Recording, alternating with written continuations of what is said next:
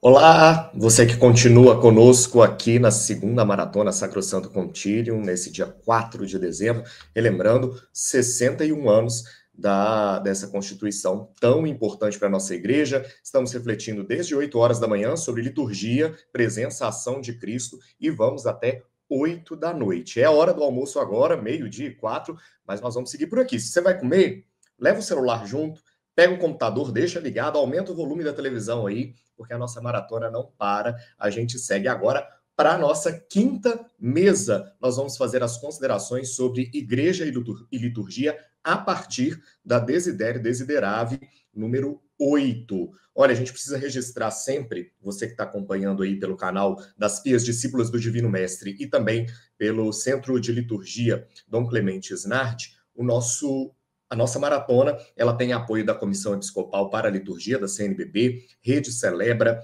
Revista de Liturgia, Associação de Liturgistas do Brasil, o Centro de Liturgia Dom Clemente Snardi, as Pias Discípulas do Divino Mestre, também com o Apostolado Litúrgico, em parceria com o IFTEG, Instituto de Filosofia e Teologia de Goiás, e também com o Instituto de Liturgia Santa Justina. Olha, tem certificado para você que está acompanhando a gente. O pessoal vai colocar aí nos comentários, você pode entrar, preenche o formulário, o IFTEG vai disponibilizar o certificado para todo mundo que participar. E também, você que está acompanhando a gente, manda sua mensagem, a sua pergunta, manda o seu comentário, que no final dessa mesa o pessoal vai poder falar e a gente partilhar um pouquinho mais sobre esse dia tão bacana que está acontecendo aqui, tá bom? Quem vai participar dessa mesa, falar um pouquinho sobre a Desidério Desiderave, número 8, e as considerações. Padre Márcio Pimentel volta aqui com a gente, já teve mais cedo. Ele que é presbítero da Arquidiocese de Belo Horizonte, teólogo, doutorando em liturgia, em liturgia pastoral, lá no Instituto Santa Justina, em Pádua. É membro da Rede Celebra e da equipe de reflexão da Comissão Episcopal para a Liturgia da CNBB. Tem licenciatura em música e especialização em antropologia, música, ritual e liturgia e cultura. Atualmente faz graduação em psicologia. Bom dia de novo. Boa tarde agora, né, padre? Boa tarde para o senhor. Estamos no momento da virada agora, meio-dia. A hora em que Cristo, né, foi crucificado. Então, seguimos firmes.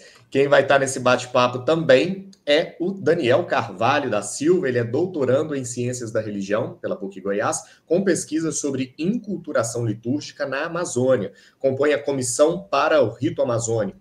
É membro da Rede Celebra, realizou o estágio doutoral no Pontifício Instituto Litúrgico de Santo Anselmo. Boa tarde, Daniel. Boa tarde, Vinícius. Boa tarde, Padre Márcio. Que prazer estar com vocês nesse dia. Maravilha.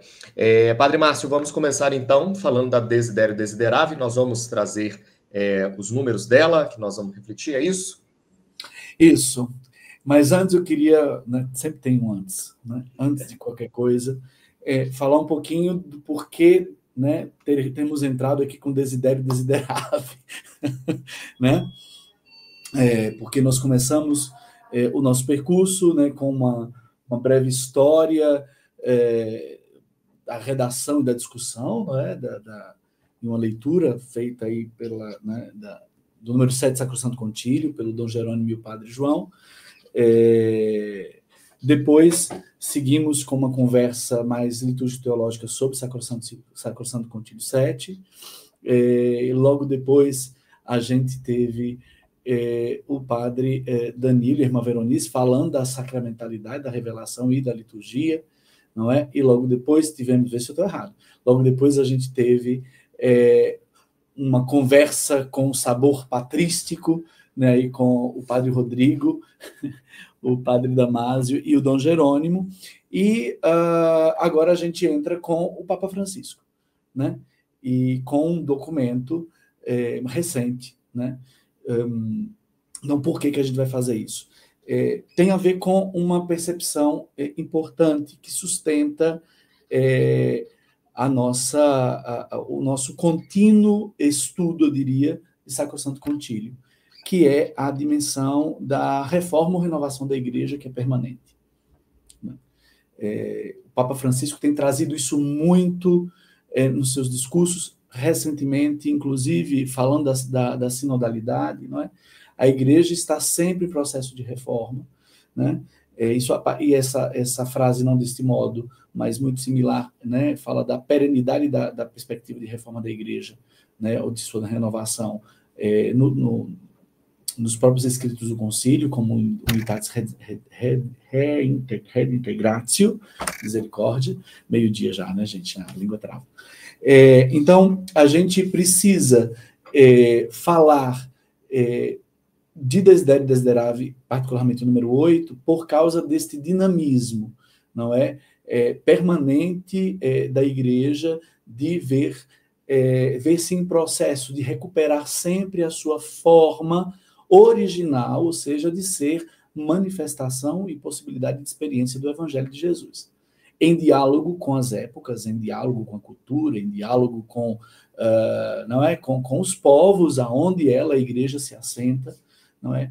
Então, isso é um processo que não tem fim enquanto a igreja vier a existir por causa da sua fidelidade ao mandato de Jesus, né?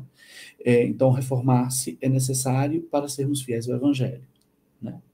E por isso a gente precisa voltar a Sacrosanto Concílio, porque o que se pede em termos de renovação ou reforma da liturgia é em vista da renovação ou reforma da igreja. Não se pensa simplesmente, não, isso é importantíssimo recordar. Nós vamos mexer no grande patrimônio que é a liturgia, porque já estamos enjoados dessa maneira de celebrar. Não é isso. É porque a maneira de celebrar traduz de alguma forma, não é? E nos faz experimentar, não é, uma maneira de ser igreja. E aí eu queria lembrar Tomás de Aquino, que vai dizer isso com muita propriedade, não é? Na Suma Teológica, quando ele começa a tratar dos sacramentos. A primeira coisa que ele fala é isso. A igreja, ela é fabricada, né? Termo em latim, né? Fabricata, né? Pelos sacramentos. Ela é constituída, ela é construída, né? Pelos sacramentos, ou seja, pela celebração do mistério de Cristo, né? Então, se a gente pensa uma igreja, não é, que vai em determinada direção, é evidente que a gente vai ter que tocar a liturgia. O padre Gabriel Segui, num artigo sobre Magnum Principium, ele diz exatamente isso. Todas as reformas da igreja, né, advindas, por exemplo, de concílios importantes, não é, como consequência de concílios importantes, em primeiro lugar, tocaram a liturgia. E, ao mesmo tempo, é essa liturgia que foi muito cedo, não é, atacada e foi tomada como foco de resistência pelos que não queriam a reforma da igreja. Isso não é estranho para nós, porque é o que a gente ainda está vivendo. Vivemos na época, não é, do Concílio Vaticano II, na virada, logo depois do concílio, com a reforma litúrgica, e estamos revivendo agora por uma série de fatores. Então, por isso, a gente precisa falar da relação entre liturgia e igreja. E, agora sim, escolhemos o número 8, não é? Porque o Papa Francisco faz isso, coloca a questão de uma maneira muito tranquila, né? Não sei se o Daniel concorda comigo, mas coloca a questão de uma forma muito transparente, muito simples de ser compreendida, né? E acaba sendo um pouquinho uma maneira de concluir essa primeira parte da nossa maratona, que dá um pouquinho os critérios daquilo, né, que vai ser conversado a partir das 13 horas. Né, onde a gente vai abordar as várias linguagens da liturgia, né? Então, esse é um pouquinho o motivo pelo qual a gente vai tratar aqui de liturgia e igreja a partir de Desiderio Desideravi 8. A outra coisa importante é que nós vamos fazer isso não a partir apenas da teologia, não é? Nós vamos fazer isso a partir de um diálogo, e aqui o Daniel, embora seja especialista também em liturgia, mas ele vai pesar a mão, né, enquanto cientista da religião, né?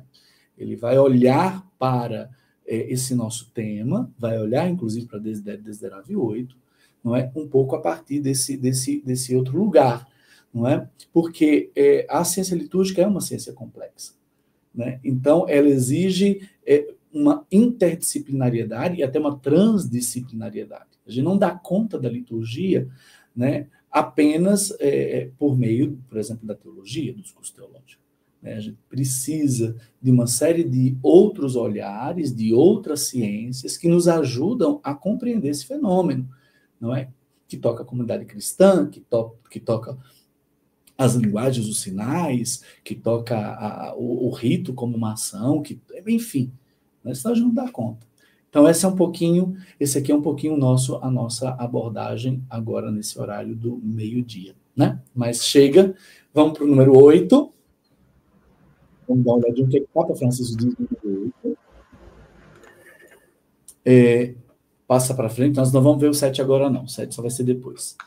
Então, o Papa diz assim, olha, se a gente, né, tivesse chegado a Jerusalém depois de Pentecostes, né, fazendo uma viagem no tempo agora aqui, e tivéssemos sentido o desejo não só de ter informações sobre Jesus de Nazaré, né, mas também de ainda o poder encontrar, nós não teríamos tido outra possibilidade a não ser a de procurar os seus para escutar as suas palavras e ver os seus gestos mais vivos do que nunca.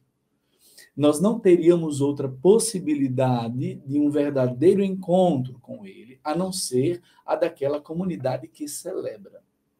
Por isso, a igreja sempre guardou como seu tesouro mais precioso o mandato do Senhor, fazer isso em memória de mim. Com esse número, não é? Com esse número, o Papa Francisco, logo no início do Desiderio Desideravi, põe a questão, não é, do lugar da igreja em relação à liturgia. E agora, a gente, com isso em mente, a gente vai começar a nossa conversa. Daniel, me parece um pouco instigante essa história. Se a gente, se os primeiros iriam procurar a comunidade que conviveu com Jesus, as nossas comunidades hoje também deveriam refletir isso. Seria perpetuar essa forma. Então, olhando para as nossas comunidades, a gente deveria ver Jesus. Nem sempre é o que acontece. Mas essa é a lógica do como funciona.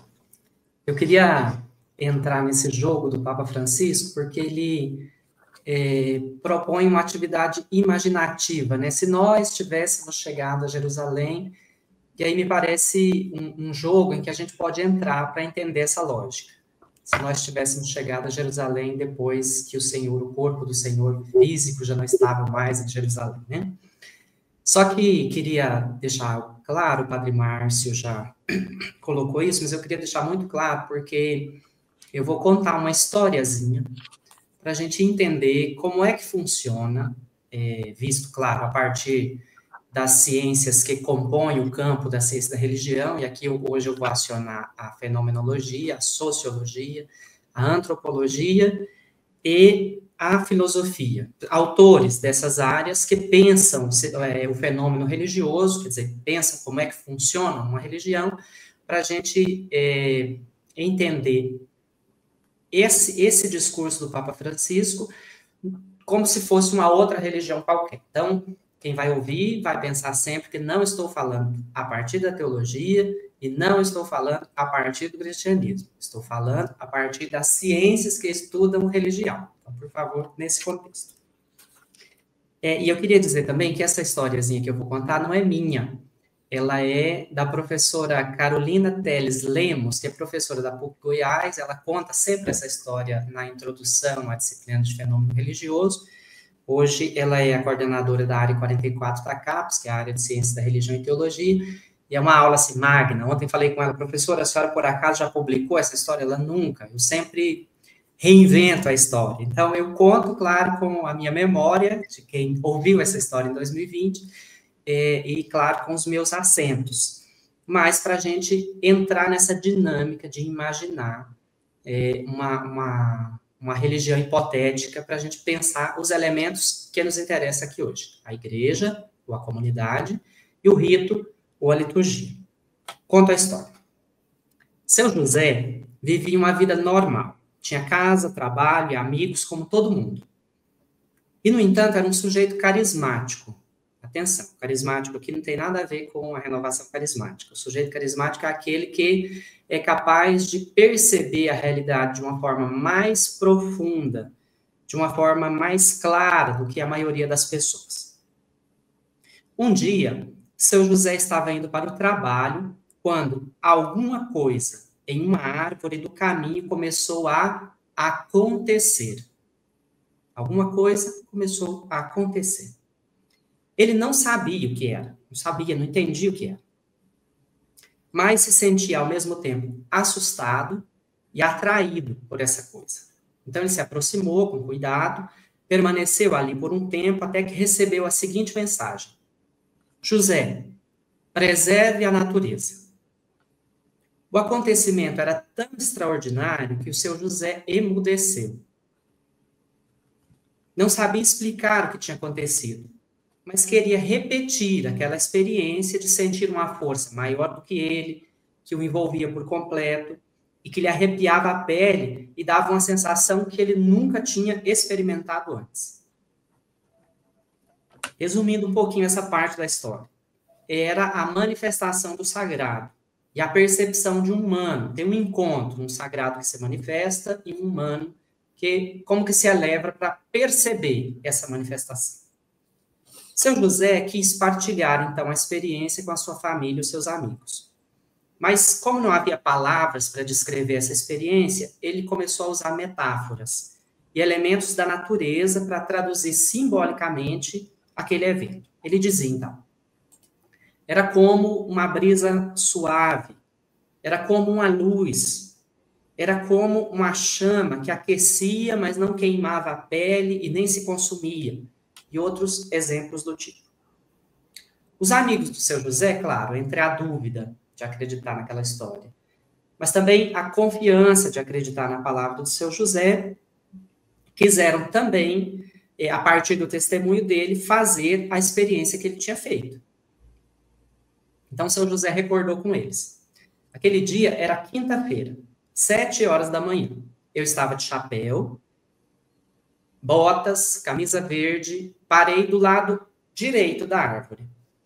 Eu fiquei com os olhos abertos e os braços erguidos. Então, na quinta-feira seguinte, os amigos do seu José, que acreditaram na história dele, foram de manhã, usando as vestes como a dele, até a árvore. E lá, o seu José recontou a história e repetiu os gestos que ele havia feito na quinta-feira anterior.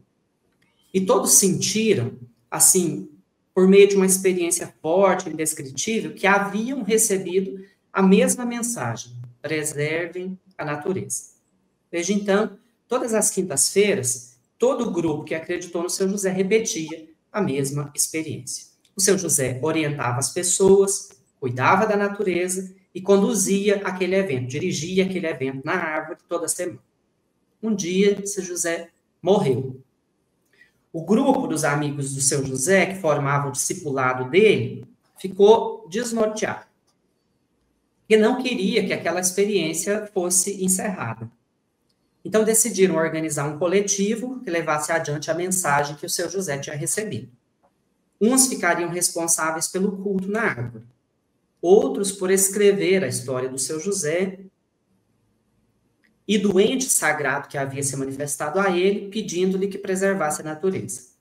E assim, a celebração na árvore e o livro sagrado guardou a memória do seu José por muito tempo, de modo que muita gente se sentiu atraída por essa nova religião.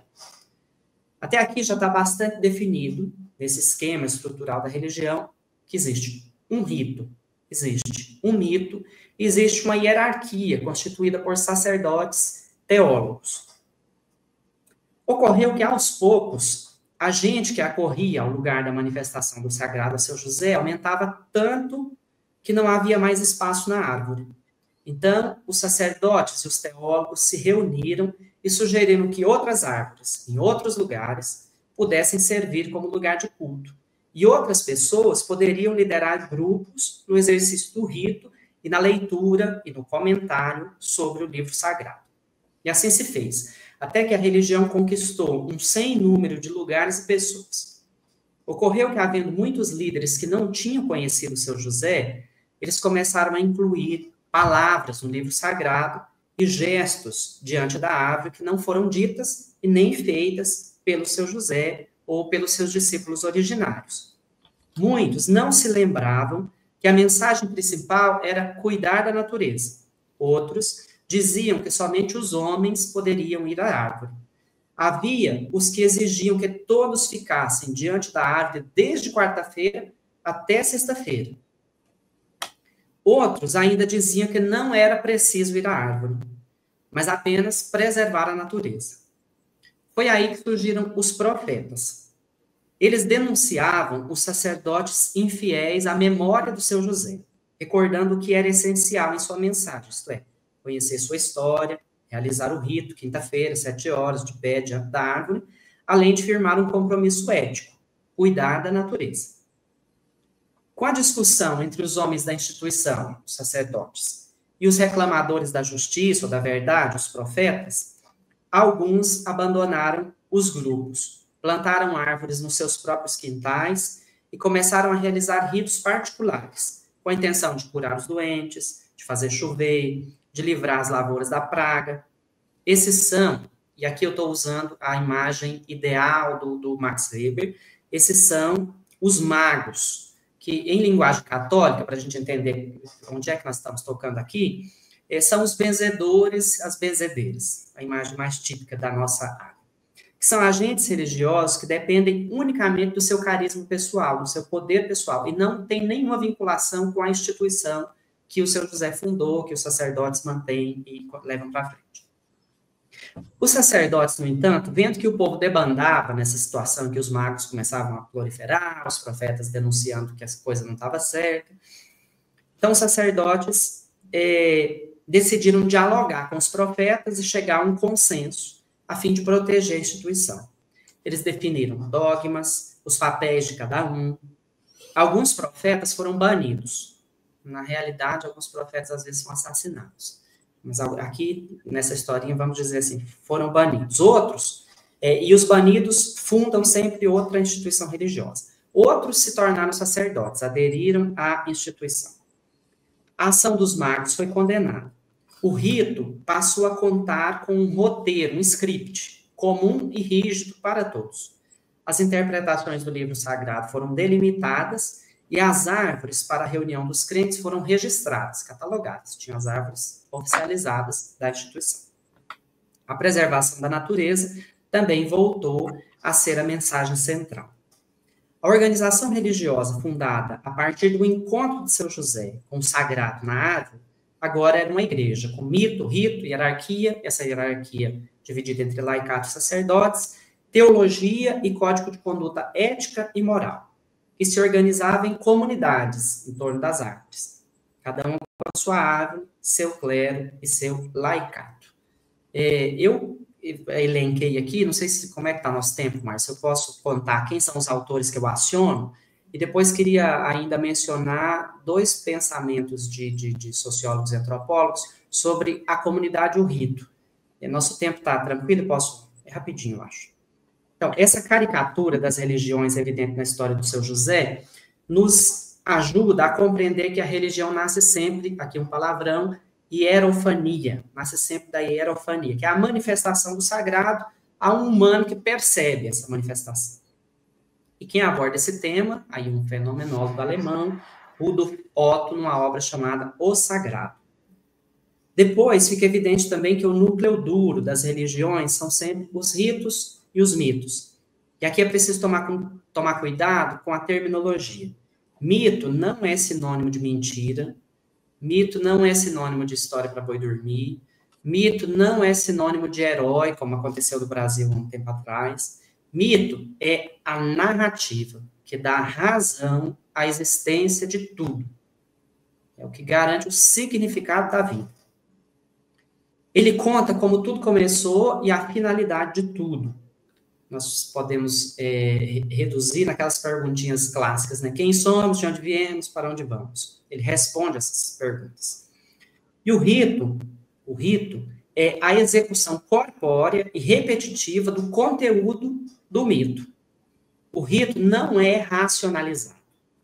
Ele é executado, ele é performado, ele desperta, assim, reações, emoções, intuições em quem participa dele. E aí, quem trata desses temas, eu trago 2 autores que vai nessa linha que eu abordei com a história do seu José, é um sociólogo chamado Thomas Odeia, no livro Sociologia da Religião, e outro, Jean Cazeneuve, no livro Sociologia do Rito.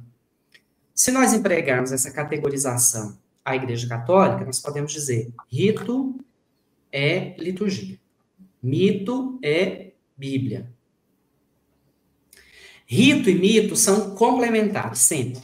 Um não pode viver sem o outro, e ambos implicam ou estão sempre ligados a um código de conduta, uma ética de vida. O rito, sem que os participantes conheçam o mito, fica sem sentido. O mito, sem a execução dos ritos, perde a força da verdade. Eu vou desenvolver isso agora.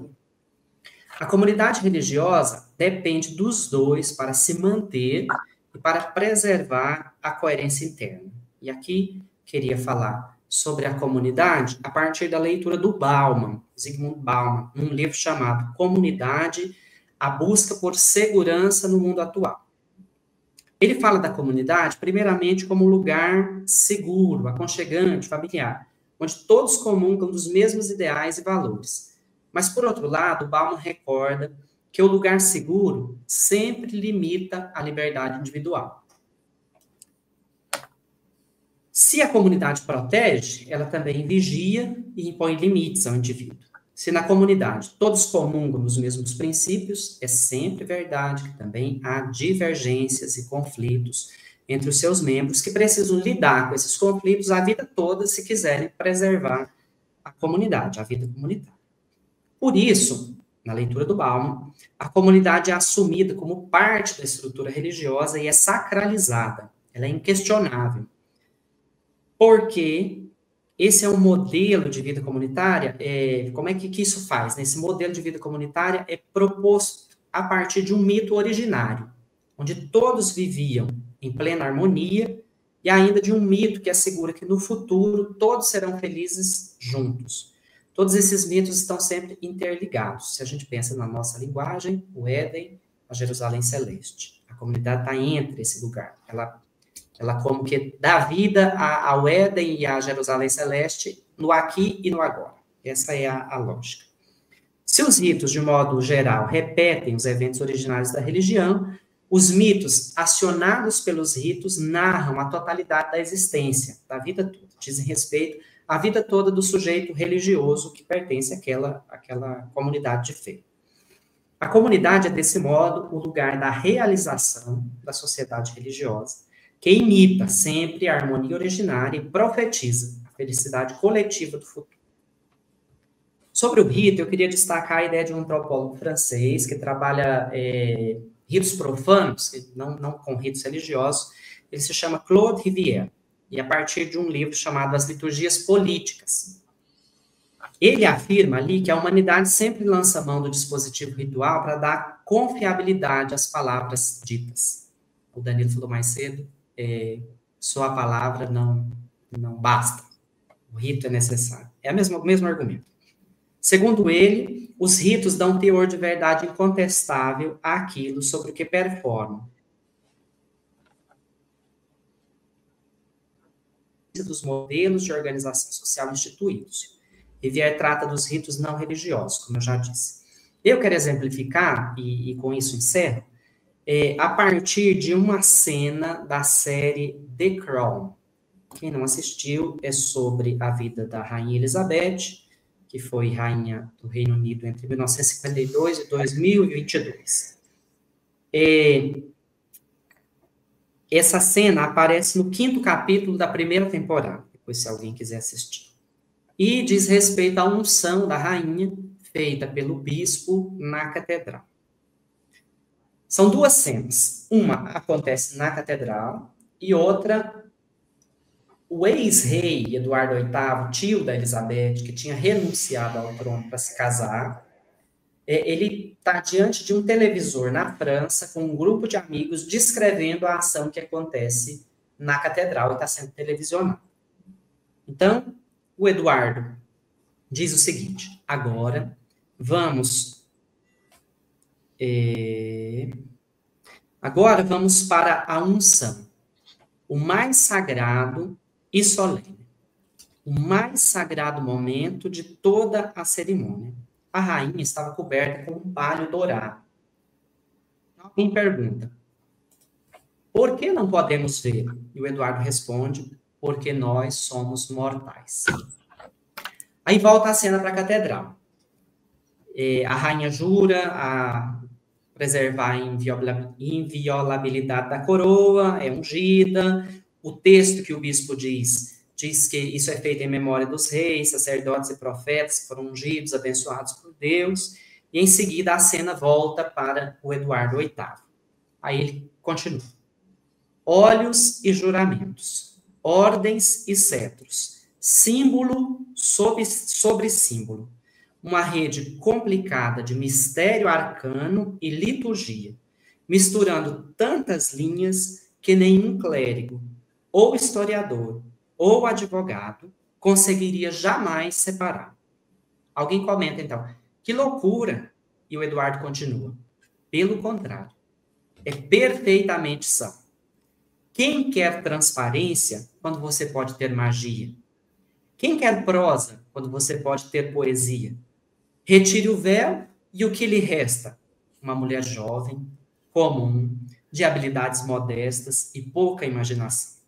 Mas vista assim, unja com óleo e abracadabra. O que você tem? Uma deusa. O rito se presta, nesse caso, ao papel de transformar uma mulher comum em deusa. Presta-se ao papel de legitimar a superioridade de uma pessoa sobre todo um povo. Mas, em última instância, convalida a existência e a continuidade da monarquia inglesa. O exemplo lança luz sobre o fato de que as crenças não se sustentam somente pelos mitos, para tanto prescindem de performances rituais que as revistam de veracidade e aceitabilidade social. Tal fato remonta à força, à capacidade ritual de unificar pessoas e aglutinar significados, de modo a construir sentidos profundos sobre a realidade. Nesse caso, especialmente sobre os súditos da monarquia britânica. Então, se nós empregarmos todas essas categorias que eu mencionei aqui, de manifestação do sagrado, mito, rito, igreja, comunidade, memória e tradição, para analisar o catolicismo, eu acho que nós poderemos chegar às mesmas conclusões que o Papa Francisco na Desiderável 8. Se tivéssemos chegado a Jerusalém depois de Pentecostes, querendo encontrar Jesus, o único lugar fiável para isso seria na comunidade dos discípulos, que se reuniam para partir o pão do modo como Jesus fizera na ceia. O Cazenove, que eu citei acima, diz que o rito é sempre diacrônico e sincrônico. Significa, você tem um pé aqui e agora e outro pé lá no evento originário. Sempre. O rito abre esse portal. Ele abre a janela do tempo e do espaço e possibilita encontros com realidades alternativas. E essas realidades só são credíveis porque são realizadas e participadas repetidamente pela comunidade inteira, que se constitui como comunidade justamente para isso, para guardar e transmitir as verdades de sua crença, não só por meio da narrativa, mas por meio da experiência. Essa é o quadro, assim, geral, espero que tenham sido um pouco compreensível, da lógica do fenômeno religioso. E aí um destaque na comunidade, outro no rito, para a gente pensar agora, a partir da teologia, como é que essas realidades são analisadas. Ademárcio, o que o senhor acha? Diga, Vinícius. Não, agora é hora da teologia dar conta de tudo isso, né? Porque apresentado foi, mas como é que fica isso para nós, como comunidade de fé e povo que celebra? Então, eu vou trazer uma outra, que ainda não é da teologia, vou trazer uma outra expressão, né, que eu acho que dialoga com isso que o Daniel trouxe para a gente, né, que é a ideia de um antropólogo, Victor Tanner, sobre comunitas. Né? Ele vai dizer, e aí para a gente entender a questão do rito aqui e adentrar nessa dimensão da relação com a comunidade. Porque, antes disso, o Daniel ele começa a falar dele dizendo assim, só dizer não basta, só ouvir não basta, que é o que o Papa Francisco diz. Né? Não é ter informações a respeito não é suficiente. Né? Aí até o Danilo está aqui participando com a gente, disse assim, corrija aí o que eu falei antes, porque o que eu quis dizer não foi que a palavra de Deus não basta, a escritura não basta. Ele pediu para corrigir isso, depois ele retoma na próxima mesa. Ou seja, não basta a gente o acesso simplesmente verbal, do tipo informativo, o falar sobre, não é suficiente. O que se espera é um contato, vamos dizer assim, né? Um contato com isso que se considera estruturante da vida, que é o sagrado, que a gente chama de sagrado, né? E aí o Daniel tentou trazer uma outra história para nos ajudar a perceber como que uma cena ou eventos ordinários da vida, porque significativos para a comunidade, tiveram que ser reelaborados, não é, com novas categorias da própria linguagem e tudo mais, para que fossem experimentados por aqueles que ficaram depois que o senhor lá não estava mais junto com o pessoal, para que não morresse aquela experiência, né? E é exatamente isso que a gente tem nessa fala do Papa Francisco, não é? Nós temos uma experiência que é feita por Jesus em Nazaré, não é? E uma experiência que não pode morrer. E a experiência que não pode morrer acerca de Jesus Nazaré é do convívio com a pessoa dele. É da pessoa, por isso que o Papa Francisco traz a ideia do encontro. Então não é simplesmente a causa de Jesus que está em jogo. O que está em jogo é Jesus mesmo. O que está em jogo é ter contato com aquela pessoa, permanecer em conexão com aquela pessoa, porque é isso que estrutura a comunidade. A comunidade sem Jesus, ela é dispersão, né? É dispersão. Essa foi a crise da cruz, né? Então, o rito ele entra nesse dinamismo para assegurar a possibilidade de existência da comunidade, né? Ou seja, o grupo, enquanto aqui estamos falando de fenômeno social, depende de uma ação e não apenas de um discurso que dê esta coesão, que mantenha a experiência viva, que ela seja experimentável de tempos em tempos, né? Mesmo que haja uma sensação de ausência, né? Então, a gente, de fato, está falando daquele mecanismo, eu vou dizer assim, que é presente em toda a sociedade, que cria seus ritos, e o cristianismo não escapa disso, né? Teologicamente, a gente faz uma leitura dizendo, claro, tem toda uma autoridade, porque a gente confessa esse fulano que é Jesus como filho de Deus, né? No entanto, o mecanismo antropológico, ele é o mesmo. Ele é o mesmo. E por isso Jesus usa do rito, porque Jesus reconhece esse mecanismo da ritualidade como um elemento tipicamente humano, inclusive, que pode ser reiterado, né? Ele pode, quer dizer, passe os séculos que passarem, esse tipo de comportamento, essa maneira de abordar a realidade, que é o rito, né? E que aí tem a ver com o mito, que eu não vou entrar aqui, não é? É algo que funcionaria para manter a comunidade de seus discípulos como um prolongamento de sua presença na história, né? E aí, por isso, é que o Papa Francisco, eu vou pedir para voltar agora aqui o texto, é por isso, então, que o Papa Francisco, muito habilmente, vai tentar descrever isso dizendo, olha, então, quem quer, depois que Jesus morre e ressuscita, encontrar a Jesus, vai ter que buscar o lugar onde os gestos e as palavras de Jesus estão vivas, né? Ou seja, a presença depende da reiteração daquelas ações de Jesus. E essas ações, porque são ações humanas e que, claro, revelam Deus, mas essas ações precisam ser encontradas em algum lugar, né? E essas ações serão encontradas em um corpo, e esse corpo, um corpo social, e esse corpo é a comunidade dos discípulos reunida. Aí vem o conceito que eu queria trazer da antropologia do Tanner, né? Não é simplesmente a comunidade como um ente abstrato, né? Ah, eu fui batizado, faço parte da Igreja Católica, eu sou católico, né? Mas não, é o elemento manifestativo, não é, desta comunidade que é a Igreja. E vejam, quando o Papa fala aqui, o Papa diz, olha, não é simplesmente encontro Jesus na igreja, eu encontro Jesus na igreja enquanto ela está reunida celebrando. Acho que esse passo aqui é fundamental. E aí, qual é o conceito do Tanner, que eu acho que é importante aqui?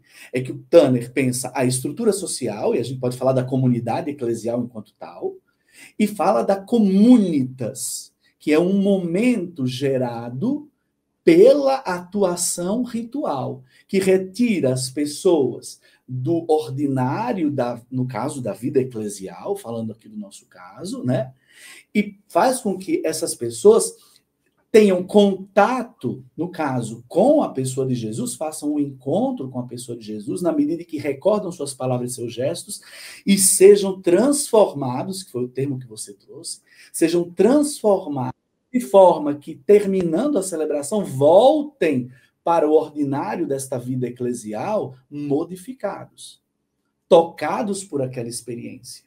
Né? E aqui eu estou lembrando do teatrólogo, né, que também é antropólogo, o Richard Schechner, que vai dizer todo rito tem sempre uma característica de transformar, é sempre transformativo. Ou é uma transformação permanente, vamos dizer, que são os ritos de passagem, não era batizado e sou batizado, não era casado e agora sou casado, não era ordenado e agora sou ordenado, e por aí vai, né? Ou transformações que ele chama de transportes. São transformações que se dão temporariamente, ou seja, no decurso da celebração, que é o caso que acontece na Eucaristia. Toda a Eucaristia dominical, como sacramento da iniciação, nos faz experimentar um transporte, ou seja, uma maneira de nos sentir mais próximos, mais semelhantes, é assim a terminologia teológica, né, da pessoa de Jesus, estando em contato com ele.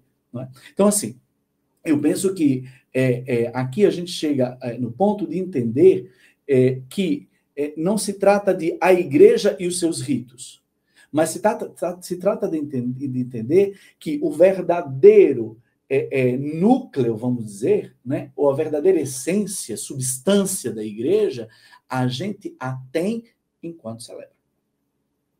O ato de celebrar aqui é condição, e por isso Tomás de Aquino tinha razão quando fala dos sacramentos, que os sacramentos constituem a igreja. Sem eles não tem igreja.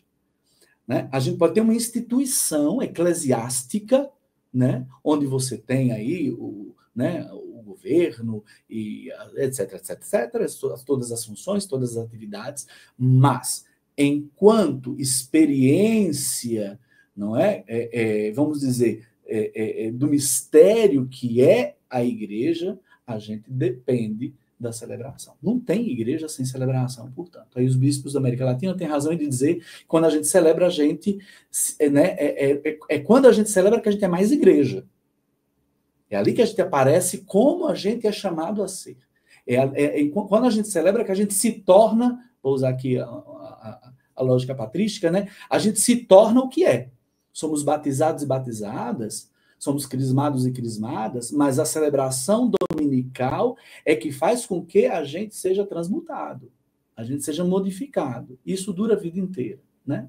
E aí a gente tem o dado do rito como fundamental, né? Quer dizer, rito e comunidade não tem jeito, né, Daniel, nesse caso. Não tem como desvencilhar. Passa para o número 9, por favor. Aí o Papa faz essa observação aqui que eu acho fundamental.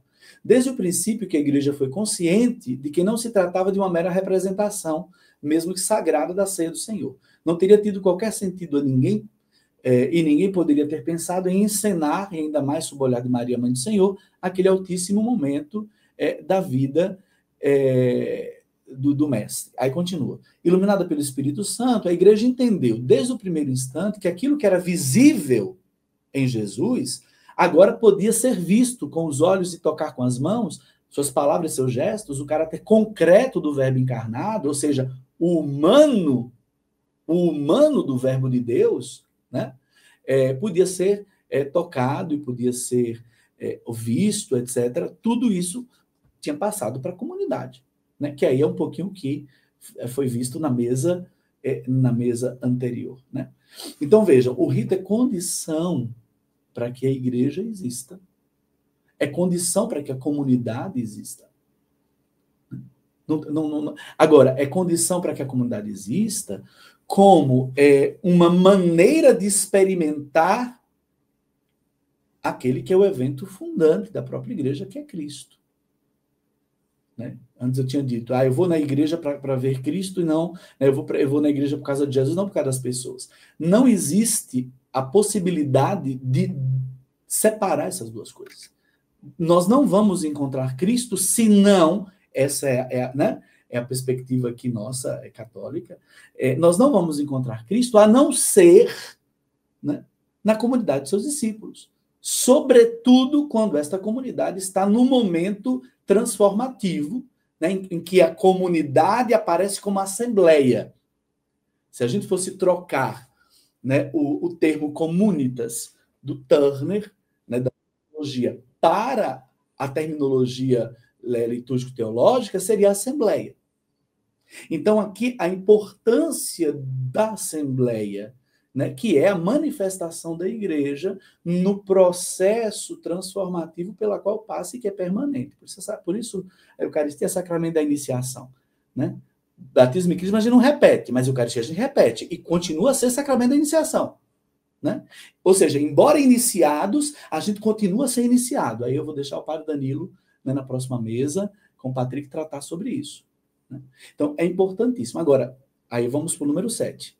Não é encenação no sentido do que compreendemos do teatro contemporâneo, né, ou moderno, né, de ser um espetáculo para ser visto por alguém que está de fora, mas, isso que o Papa quer dizer, né, mas é algo do qual todo mundo toma parte. Né? O rito não é restrito, não é, a um grupinho de especialistas que o realiza, não. Né? E aqui temos a compreensão do próprio sujeito da celebração, que é a igreja. O rito existe por causa da igreja. A igreja existe por causa do rito. Né? Há uma circularidade. Né? O rito não está no missal. O rito não é o missal, não é o lecionário, não. O rito é um corpo que recebe a forma, não é? No caso aqui, daqueles gestos e palavras de Jesus, né, que vai sendo assumido de uma determinada maneira, dependendo da época histórica em que a gente esteja. Né? Aí a reforma da liturgia que tem que acompanhar e dialogar com as culturas e tudo mais. Né? Então, vejam, quem escolheu esta modalidade foi Jesus. É por isso que aqui o Papa diz, olha, o conteúdo do pão partido é a cruz, né? Beleza, mas ele diz, se não tivesse a ceia, se não tivesse o rito, não tinha cruz. Não tinha mistério pascal se Jesus antes não desse a chave para que as pessoas acessassem aquele acontecimento de um lugar diferente. Aí volta ao Daniel. Né? Aquilo que parece ordinário, uma execução, portanto, ligada a Jesus, o rito transforma em oferenda, em sacrifício. A mulher lá do The Crown, que aparece de uma forma sem a celebração, sem a ritualidade, né? Com a ritualidade ela aparece como rainha. Para nós, isso significa, na prática, que a celebração nos transforma naquilo que a gente não seria. Filhos e filhas de Deus. O rito nos conforma na condição de filhos e filhas de Deus. Deus tem um filho só, chama Jesus. Essa é a teologia católica, né? É o unigênito, o único gerado. A gente se torna por associação. A gente é adotado, né? A gente diz assim, né? A gente é enxertado, né? A celebração, o rito, faz com que a gente sinta isso, com que a gente perceba isso acontecendo. E a igreja nasce assim. O rito, que é uma performance, você diria, não vai dar tempo para a gente tratar aqui, tem a ver com... Tudo isso acontece num corpo, tanto no corpo das pessoas, pessoal, como no corpo eclesial, que é formado por esse enlace, não é? Volta ao tema da Assembleia, né? Então, é esse rito que faz com que a gente adquira uma postura, um olhar, não é? Uma forma de tocar, uma maneira de nos mover, né? Uma forma de ser afetados e de afetar o outro, que no nosso caso é a maneira de Cristo. Mas disso depende de uma ação. Essa ação chama-se rito. E uma ação desenvolvida por uma comunidade que vai sair do ordinário da vida e configurar um tempo, que é chamado de limen, né? Para que isso fique mais forte e possa voltar depois à normalidade da vida de uma maneira já diferente. Então, não sei se a gente está conseguindo, não mostrar esse dinamismo e essa exigência mútua, né, entre rito e comunidade. Não tem igreja sem rito.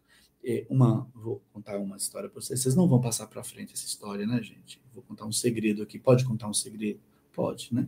Não vai sair daqui. Maldade, né? Eu soube de um determinado lugar lá do outro lado do Atlântico, ou do Pacífico, né? Em que se reuniram teólogos durante um final de semana inteiro, né? E o teólogo, por definição, enquanto profissão, é alguém de dentro da instituição. Ele, né, ele fala a partir da confissão de fé, mesmo que tenha cientificidade reconhecida e tudo mais, porque tem método, etc. Mas ele é um membro da comunidade da qual ele fala, né? Assim como você tem na medicina alguém que fala da medicina porque é membro da comunidade da medicina, né? Então, isso não é diferente, né? Em relação a muitas ciências.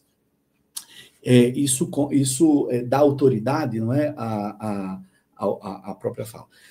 E esse grupo de teólogos passou o final de semana inteiro, sexta, sábado, domingo, e não celebrou em nenhum momento.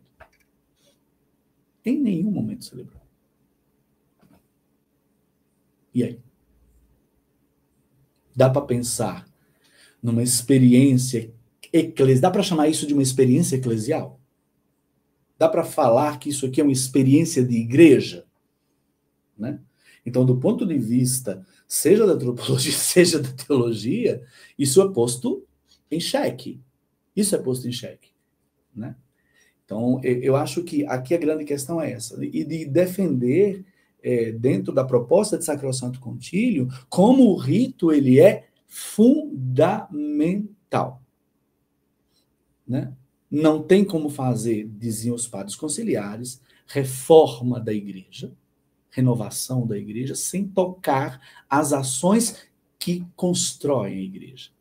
E por isso, toda a reação que a gente tem atualmente, toda a resistência em relação à liturgia advinda do Concílio Vaticano II, dirige seus olhares para a celebração, porque ela, de fato, né, segundo a recebemos, nos livros litúrgicos, no caso, elas nos oferecem um modelo de igreja, uma forma de ser comunidade. Né? Traduzem uma experiência do mistério. Né? Não sei, Daniel, se eu consegui não é traduzir, né? Mas falar de outro lugar ainda dialogando. Acho que muito bem, muito bem. Eu queria lembrar uma imagem, porque acho que ajuda a gente a pensar a partir do nosso chão de católico, a imagem de Emaús, que a lógica é a mesma. O Senhor está presente, conversa sobre as Escrituras, mas o que faz ver, o que abre os olhos, é o partir o pão. Talvez retomar esse texto para repensar o que a gente conversou aqui pode ajudar. Isso. E para encerrar, porque né, nós temos 3 minutos,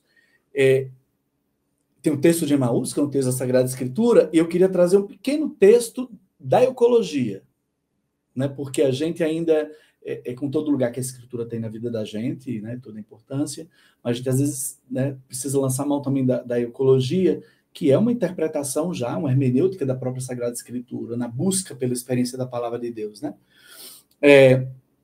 Vejam só, na oração eucarística, aqui eu trouxe as diversas circunstâncias mais uma vez, né? A gente tem esse dinamismo entre o mistério, né? Não é? Vamos usar essa terminologia agora, entre aquele evento que poderia ficar perdido, não é? Na história, e que precisa do rito, não é? Encarnado numa comunidade, para poder perpetuar-se, né? Então, a gente tem, logo depois da narrativa, não é? Da instituição, né? A gente tem essa oração, né? Que a gente chama de ofertório, onde diz assim, olha, celebrando, pois, ó Pai Santo, o memorial da Páscoa de Cristo, vosso Filho, tal, anunciamos a obra do vosso amor pela paixão e morte de cruz, vós o fizestes entrar na glória da ressurreição e colocaste a vossa direita. Então, uma pequena narração do que a trajetória de Jesus significou para os discípulos. Está aqui. Pequena narração. Que um antropólogo diria mito. A terminologia seria essa, né, de um antropólogo. Para nós, a terminologia não é essa. Não é? A gente fala de evento, né, do mistério pascal. Né? A diferença é a abordagem que a gente vai fazer e também o interesse com isso, né? Colocais à vossa direita, enquanto esperamos sua vinda gloriosa, vos oferecemos o pão da vida e o cálice da bênção. Então, passei do evento, citei o que está acontecendo, que é o próprio rito. Aí, olha só o que vem em seguida. Não veio ainda. Agora veio. Olhai com bondade a oferta da vossa igreja. Então, foi Cristo que fez a oferta. Agora é a oferta da igreja. Não são duas ofertas. Não são dois sacrifícios, né? Nessa oferta vos apresentamos o sacrifício pascal de Cristo, dito antes, agora é a frase que me interessa, que nos foi entregue. O sacrifício de Cristo foi entregue à comunidade dos discípulos e discípulas. Concedei que pela força do Espírito do vosso amor sejamos contados agora e por toda a eternidade entre os membros do vosso Filho, cujo corpo e sangue comungamos. Sejamos contados como membros da igreja. Sejamos igreja, né? Sejamos um corpo só. Então, acho que essas duas, não é? Esses dois momentos aqui, né? Temos o ofertório e a epiclese sobre a igreja, é interessantíssimo, né? Porque eu acho que resume um pouquinho esta circularidade igreja e de rito e igreja, né? Não sei, eu acho por aí. Acho que as duas falas super se complementaram, Daniel. Pessoal repercutindo aí no chat sobre essa perspectiva, né? Essa história que traz um outro olhar, e também essa fala do Padre Márcio, que eu acho que abre muito bem essa sexta hora que vai começar agora, porque a partir dessa conversa a gente precisa ressignificar e reentender a nossa relação com os sacramentos, né? Essa forma como muitas pessoas às vezes colocam como algo mágico, como um devocionismo muito grande, isso tem que ser repensado a partir dessa reflexão. Obrigado, Padre Márcio, obrigado, Daniel, continua com a gente, porque vai ter mais coisa.